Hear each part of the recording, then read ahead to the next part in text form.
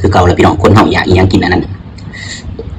ต้มมาม่าใส่แจ่วใส่สวนใส่ไข่ใส่เห็ดเข็มทองด้วย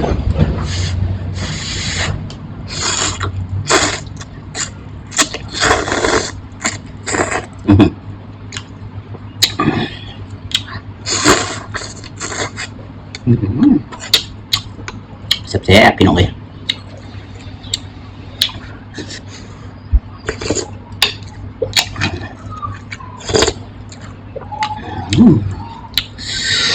ไข่เดืองเยอะๆ